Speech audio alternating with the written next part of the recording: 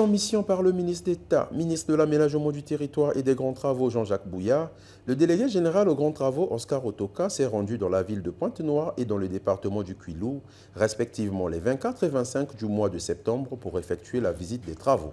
Cette visite d'inspection des chantiers en cours a permis au délégué général de toucher du doigt au premier volet les travaux s'exécutant dans la capitale économique Pointe-Noire, notamment les travaux d'aménagement de l'avenue Bitele Kandombi, projet traversant le centre-ville, reliant la direction générale de Caressé au club hippique en passant par le rond-point d'Avoum.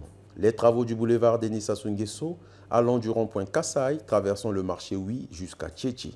Les travaux de l'avenue de la Liberté s'étendant du rond-point du fond de Tchétché à Vungu jusqu'à l'intersection sud de l'avenue Tister-Tikaya. Les travaux de l'avenue Tister-Tikaya avec ses deux lots, le lot numéro 2 qui se prolonge vers le quartier Patra et le lot numéro 1 qui relie la RN1 en passant par Mongonkamba et Nkwiku jusqu'à Luandili. Et enfin, les travaux de l'avenue Antoinette Sassou Nguesso dont le tronçon relie les quartiers Makayabou à André Jacques.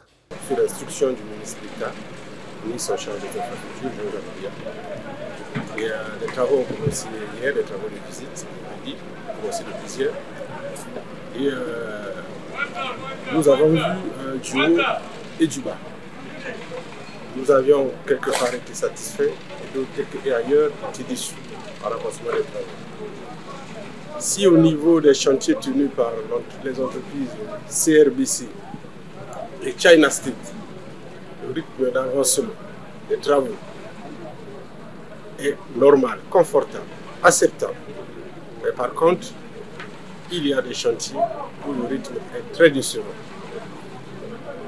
Par exemple, au niveau du chantier de l'avenue Antoinette Sassou Nguesso, exécuté par l'entreprise Socofran, alors que le taux de paiement est au-delà de 50%, le taux d'avancement, lui, traîne encore à 8%. Ça veut dire que l'entreprise a abandonné le chantier et malheureusement accuse un manque financier à son niveau pour exécuter les travaux. Au niveau de la société SMGC, pareil, c'est-à-dire l'avenue de la Liberté, alors que le taux de paiement il est de 45%, l'entreprise traîne un taux d'avancement physique de 19%. Et à ce niveau, le chantier fut arrêté pendant toute la saison sèche, alors que c'est la saison propice.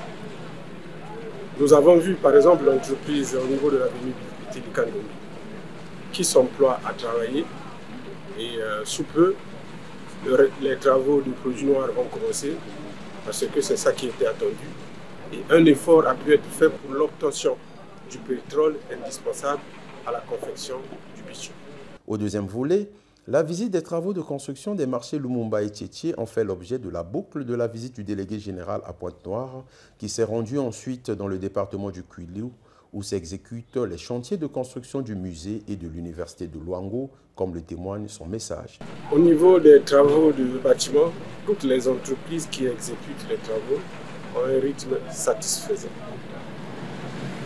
Le marché de Tchétché avance à grands pas et un effort financier devrait être déployé pour que ce rythme soit soutenu.